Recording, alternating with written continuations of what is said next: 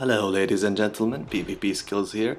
This video is about different techniques in backstabbing in Dark Souls 2 and how to utilize them fully to your advantage in PvP.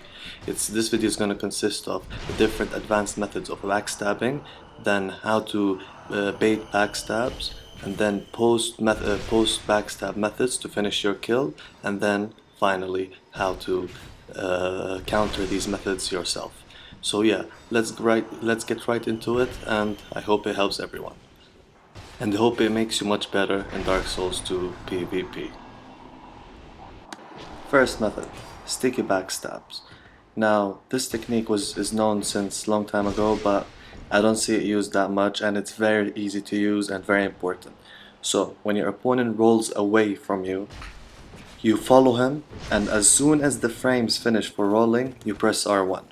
Now, this works very easily with daggers, like super easy. It's almost overpowered, that easy. Especially before patch, when mundane daggers were like super strong. Now, it depends also on your opponent's what do you call it? How the distance he rolls. So if he has like a low equip load, he rolls much further. Now, if that's the case, you have to run, follow the roll by running, and then as soon as the roll animation finishes, you take your finger off the running button, so it's circle for PlayStation and I think B for Xbox 360. You press R1. Now, people thought that didn't work for heavy weapons or even great swords, but yeah, it does work. But you have to do it one-handed. It's much easier. Two-handed, it becomes a trial and error thing, but with one hand it works always. So look, for example, here with a straight sword, you can do that. Now this one is very easy to use, but of course you can't use it with the Gowering users and Jester and Turtle Armor. But it's a very good technique, and you should know about it at least, so you can counter it, and if you see backstab Fisher you can plan accordingly. Now this one used to be my favorite back then when nobody knew about it. It was very easy to like finish a gank just with it. Look, you just roll away, follow them, run behind them, and press R1 as soon as they're gonna flip. Why do I call it sticky backstab? Because it looks like lag from our side and their side. So usually people say lag stab, but actually it will work every time. So it's not lag, it's actually in game, but it just looks very funny. Now actually I'll show you how it looks from our side. So yeah, wait for the next clip. So yeah guys, this is how it looks from our side. It looks very funny. Like look, it looks like I'm far away, but he gets the backstab. And don't forget also, people usually involuntarily roll away from you when you go towards them. So that's why this technique is very valuable. So you can use it every time, especially in ganks. They like to roll away, you know, gankers. So yeah, on to the next method. Next technique is a backstab, pivot backstab and backstep into a backstab. So yeah, pivot backstab is when someone is locked into you and going backwards. So what you do is you unlock, you run as fast as you can, pivot, go behind them, and then press R1. Now in this clip you can see an example of that. And it's not very, you don't use it that often, but you make use of it. It's there, you can use it, and it actually is like the sticky backstab, which looks funny when it happens. And yeah, then you have the backstep to a backstab. I'll tell you about that after a moment, after you see that pivot backstab. Yep, right here. Yeah, it looks a bit, even on my side it looks funny.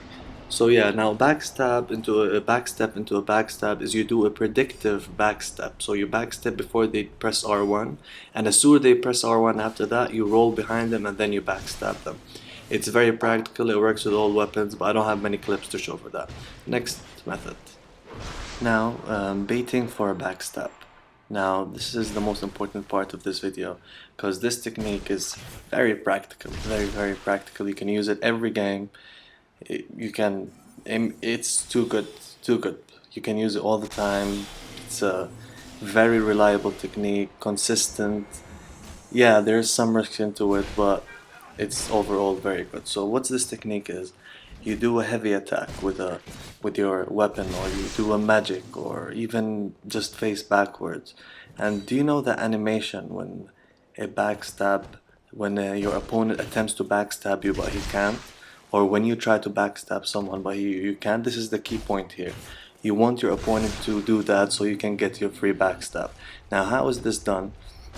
Is you throw a heavy attack, for example, with your weapon, especially heavy weapons, or you parry with it, like, and from the safe distance, so you don't do it right in front of them, so they don't actually backstab you. And most people, when they see you do that, they roll behind you. Now that's what you want. They think they're doing they think they're gonna get free backstab, but what they don't know is you want to get the free backstab. So you do that, they will roll behind you, and as soon as they roll behind you, you roll behind them, and then get your free backstab while they're going through that special animation. Now, in this instance, I'm using weapons. Now I'm just gonna show you next clip when you're using magic, which you can use both ways. For example, if you're a magic user, you can have a magic dagger, infused dagger, and then just throw a magic, let them roll behind you, and then let them initiate the animation, and then you go and take your free backstab. It's very reliable, and I really like this technique. Like, you should make use of it. I just can't stress that enough. You can see that in the clips right here. You see it here, I did that R2 on purpose, so he can go behind me, and that's why I wanted to get my free backstab, you know? Yeah, okay, now to the next magic clip. So yeah, this is the two magic clips. Now what I do here is I throw a magic attack, and in a safe distance, so that I don't get actually backstabbed. This guy does have a dagger. So yeah, I throw a magic right here. He goes behind me. I go behind him right straight away, change my weapon to his Y-hander, and just kill him. Here I throw a Forbidden Sun. He goes behind me, get that backstab, initiated that backstab, but he didn't get it. I got mine. Now, what do you do post backstab? Remember Dark Souls 1? Chain backstab, or uh, keep infinitely backstabbing you? Well, there's none of that, of course, which is very great.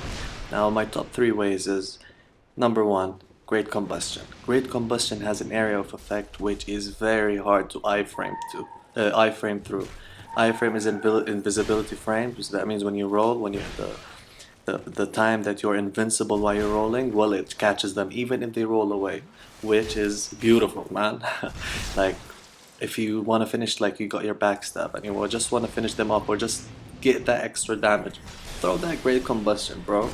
Throw it out, send them to hell, burn their face. It's very, very, very, very good. It's very hard to roll out too, it's very consistent, and it's badass overall. That. Now, my second way is guard breaking. Now, guard breaking, you have 3 outcomes. First, you get the guard break, because usually defensive people will put their shield up after you get backstab. You get a free guard break. What do you want better than that? Now, the second situation, you get the guard break, but they don't have their shield up. You get 2 attacks. Free 2 attacks if you have fast weapon, because then they can just roll out. Now, the third thing is they just roll out and they can't do anything.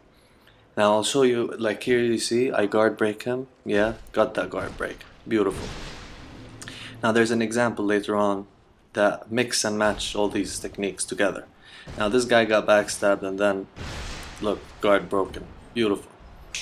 Now, this here is also, you can attack them. What I like great swords, you run, as soon as they get up, you attack. You can see that. Now, in this example, you see I get a free roll backstab here, and then I try to sticky backstab him barehanded, which is very easy because it's like dagger. Yeah, you can see that in one moment. As soon as he rolls away, I take that for free. Now, also, you need to know that you need to how to counter getting backstabbed. So what we learned from the video, don't roll away from your opponent. Backstab fishers know about sticky backstabbing. They will backstab you, especially if he has a dagger. You have to watch out for that. Now, also, you can change to a Gower ring. If you see here, I changed to a Gower ring in the beginning, which is very good. Or you can change to Jester or Turtle, as you want. But these, use them when needed. So when you see a guy with a dagger, all he wants is backstab you, yeah, switch to a Gower ring. Leave one in your inventory. You will, like, I hate Jester because it looks very bad, and I hate Turtle because it looks very bad. Now, also, you can utilize walls to keep them for advantage. Look at this guy, he has a shield and only wants his backstab. So what I do is utilize the walls, stay right at the walls, and then just get a free guard break, you know? So yeah, and also instead of rolling away, as I said before, like if you see a backstab fisher, don't roll away. Instead, backstep. Keep backstepping because they can get you through the iframes. So yeah, please utilize this as needed. So I hope these techniques be using in your gameplay in PvP, and I hope you learned something new. And if you liked the video and it made you better on PvP, please like and subscribe for many more videos. I still have other 7 technique videos I'm gonna release in this month.